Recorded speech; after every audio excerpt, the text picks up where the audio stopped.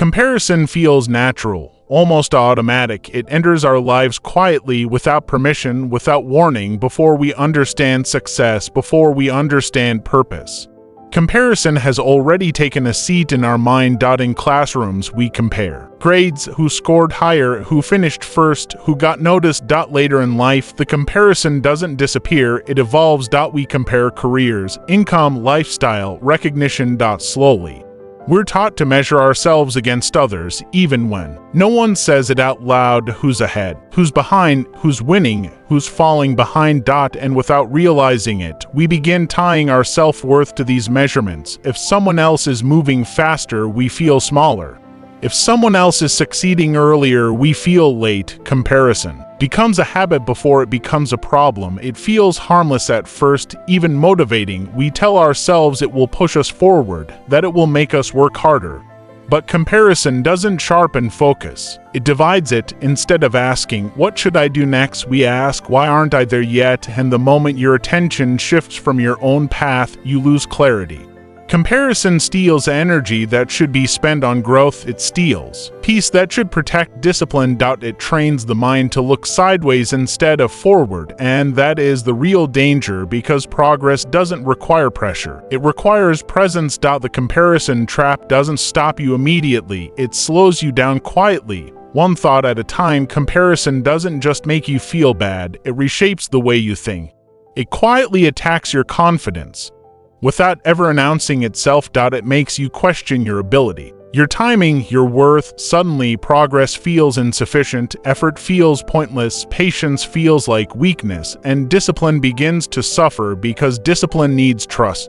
Trust in the process, trust in time. Comparison breaks that trust. It convinces you that slow progress means no progress, that being behind means being incapable. Your mind fills with the wrong questions. Why them? Why not me? Am I late? Am I failing? Did I miss my chance? These questions don't lead to solutions, they lead to hesitation, and hesitation is where momentum dies.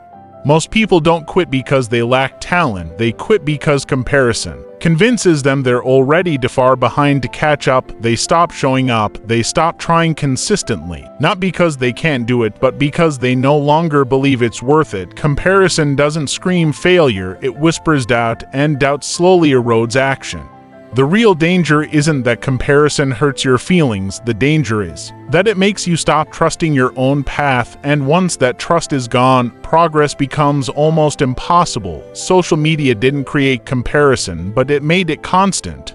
Every scroll becomes a highlight reel. Success without struggle wins, without work, smiles without sacrifice. Algorithms reward moments, not journeys, outcomes, not effort. You see the result, but never the years behind it. You see the applause, but never the isolation. When you compare your behind the scenes to someone else's highlight reel, it feels like you're losing, but what you don't see are the late nights, the rejections, the days where nothing worked. You don't see the invisible effort, the moments of doubt, the discipline when motivation disappeared. Social media compresses time.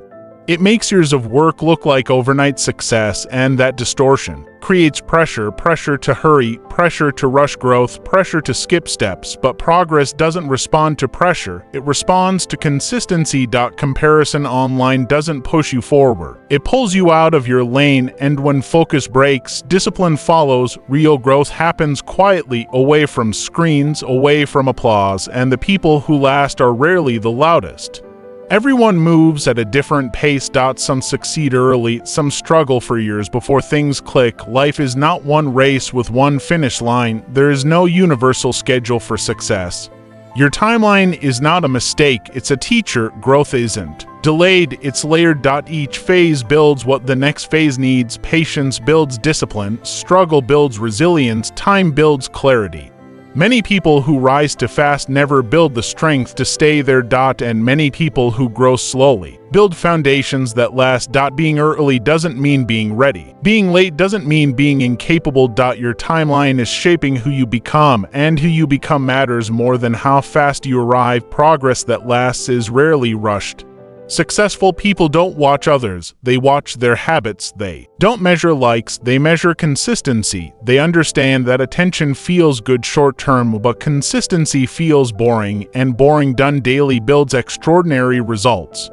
They show up quietly, they work when no one is watching, they stay disciplined when motivation fades. They focus on what compounds. Progress compounds, effort compounds. Small actions repeated daily create massive change. Comparison distracts from this process. Focus is the real advantage. When attention stays on the work, growth becomes inevitable.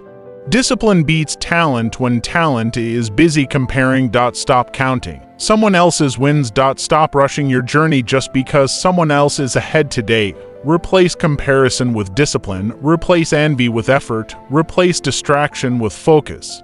Not every day will feel productive, but every day you show up counts. Trust your process. Respect your timeline, because the moment you stop comparing, you stop doubting, and the moment you stop doubting, you start building.